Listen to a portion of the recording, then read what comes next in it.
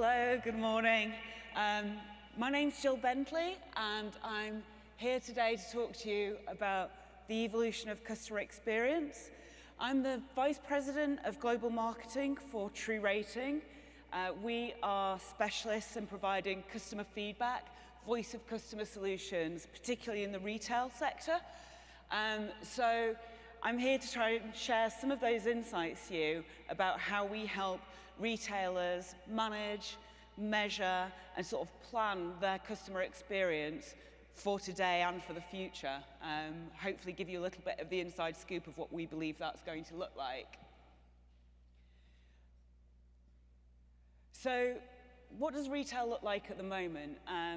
I'm sure probably everyone here has heard stories in the past sort of couple of years about the doom and gloom, the retail apocalypse, with e-commerce and digital and Amazon.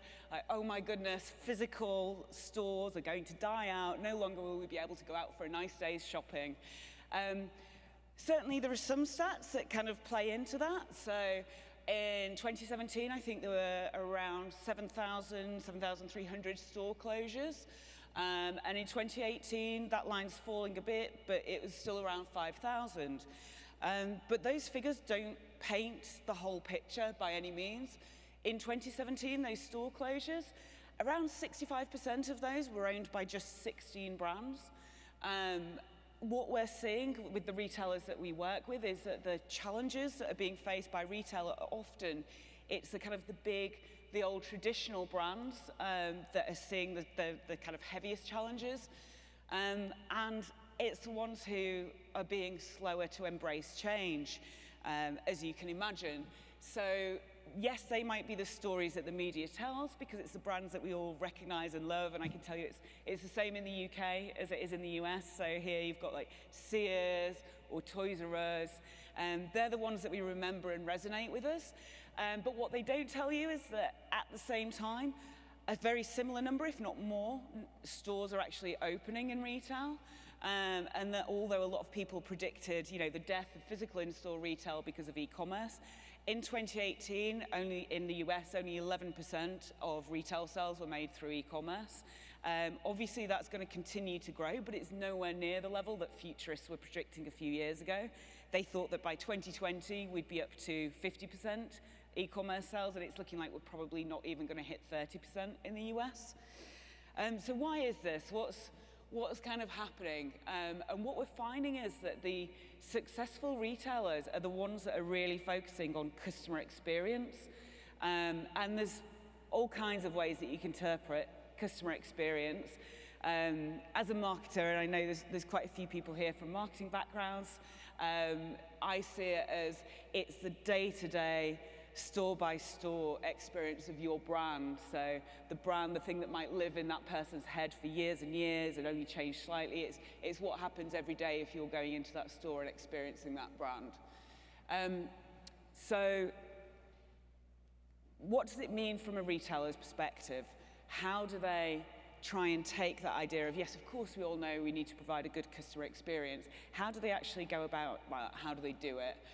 At a high level, to me, it's like making sure that when a customer steps over that doorway, it feels like we're stepping into another world. And I sort of, one of my fondest memories as a child, and I'm going to probably go very British here, so apologies, but it's a little old sweet shop that was up the road from my grandmother's house, and very occasionally I used to be allowed to go as a big treat, and I can still remember the sort of sight and the smell of all these gleaming rows of jars of sweets and the little old grandmotherly lady who stood behind the counter and served me, and kind of clutching my pennies as I went in, and the jingle of the bell. And it felt like it was like everything Roald Dahl wrote about in Charlie and the Chocolate Factory. It felt like I was stepping over into another world, and I can still shut my eyes and remember and go back there. So that sort of sounds like it's easy enough to do for a child. We're pretty impressed by some sweets and some toys, but how do you translate that? How does a retailer do that for adults? What are our adult toys? We work with a lot of sports and outdoors retailers, And one of the best examples, one of the things that I really like about what some of these businesses are doing at the moment is creating these interactive or immersive experiences in store.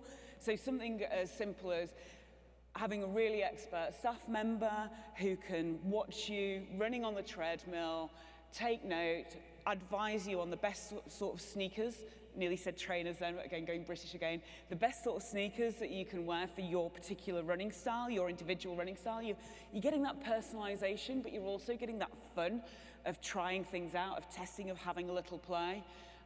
Some place have put like a climbing wall in store.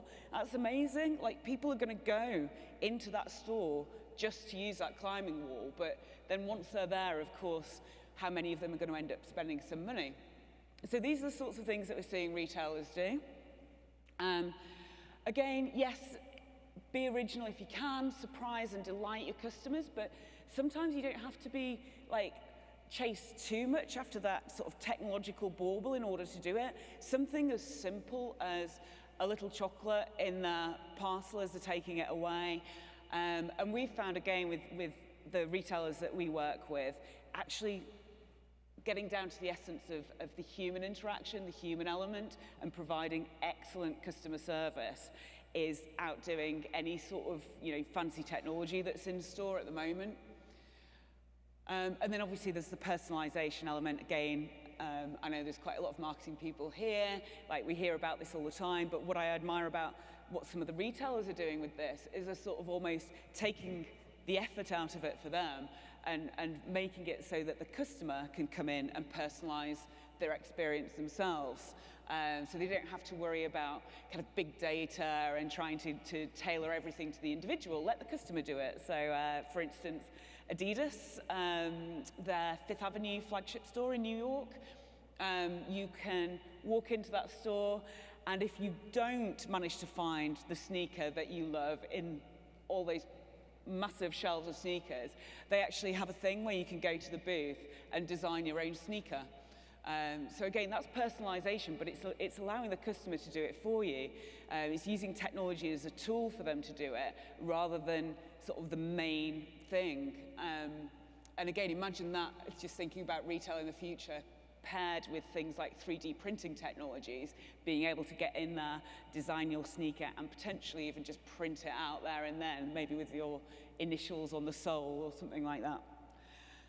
And then the other thing that we find people like coffee chains do really well is just making sure that people feel that sense of belonging, like they're in a club.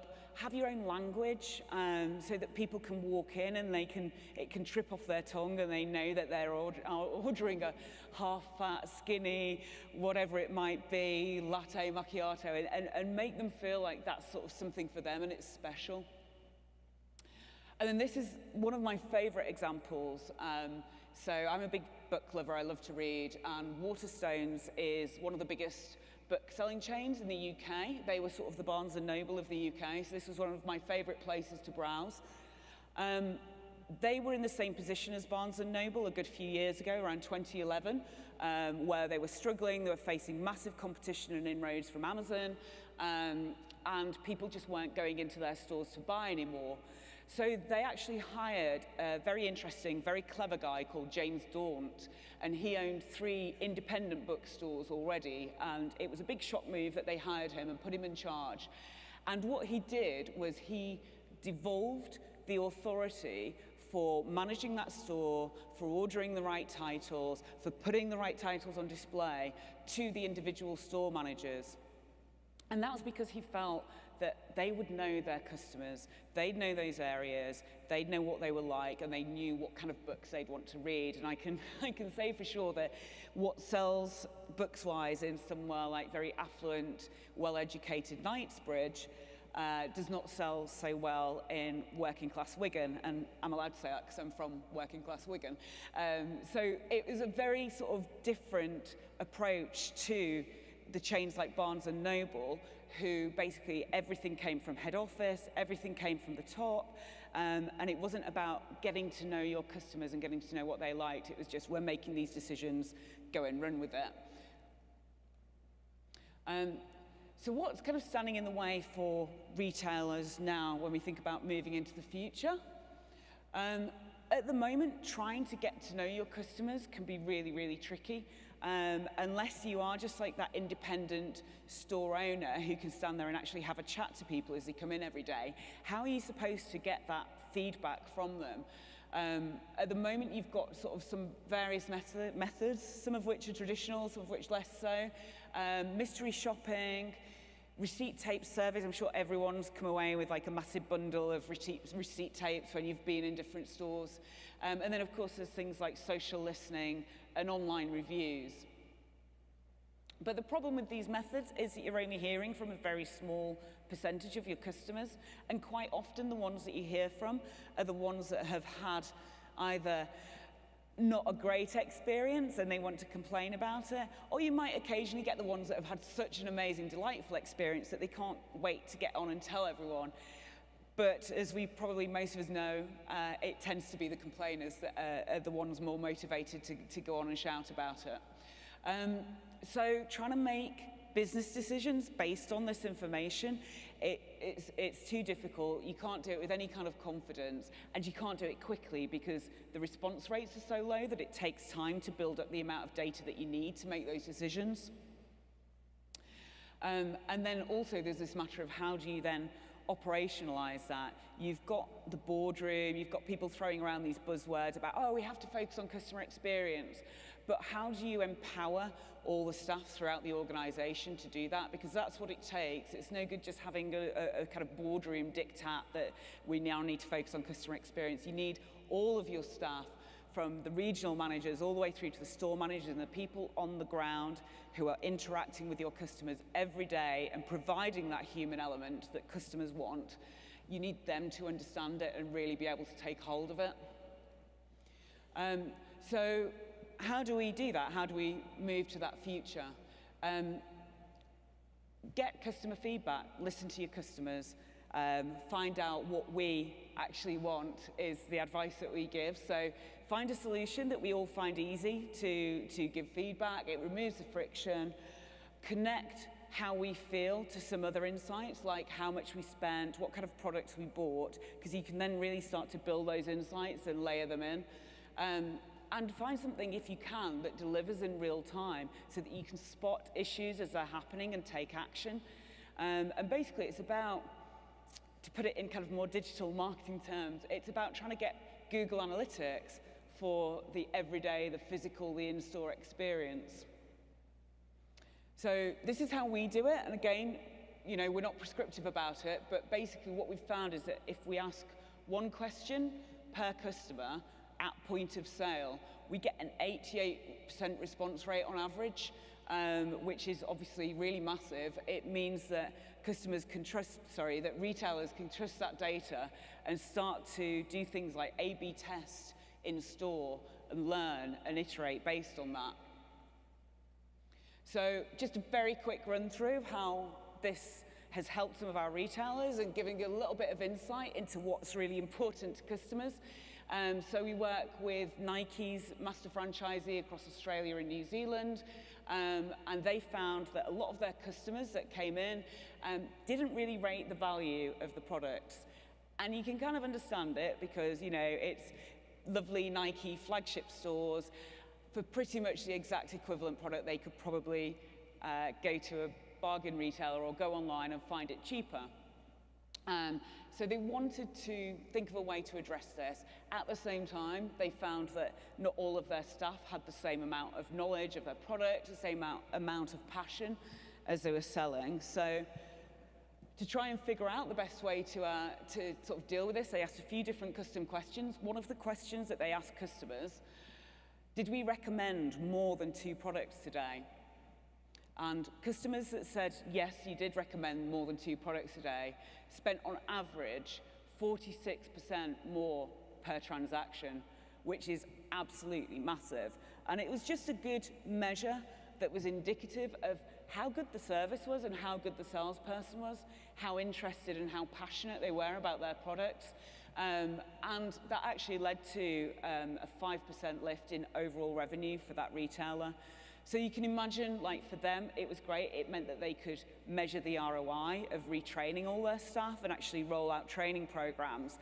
And at the same time, it meant they could communicate this to their staff, so their staff understood why they were telling them to do this, why it made a difference to their customers. I'm actually running out of time, so I'm going to flick by a couple of these. But basically, in a nutshell, what we found working with our retailers is that, and it sounds so common sense and obvious, but if you have a way to test and learn this, it makes everything easier. But basically, convenience and price are huge, but now you need to differentiate on customer experience.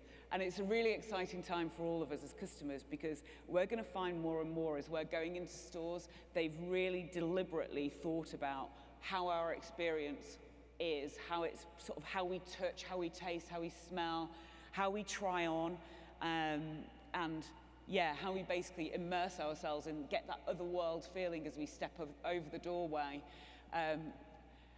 And basically, hopefully, what we'll see and what we predict we'll be seeing is that a lot of retailers now will be asking us questions and listening to what we tell them. Because with the proliferation of choice, the proliferation of channels, with e-commerce, we no longer have to go and shop. They have to make us want to go and shop. And that is still happening. 80% of Gen Xers actually said recently in a study that they actually like to go in store, they want to go shopping. We just need retailers now to sort of give us those kind of experiences that are going to really inspire us and, yeah, make us want to go there. And that's it. Thank you.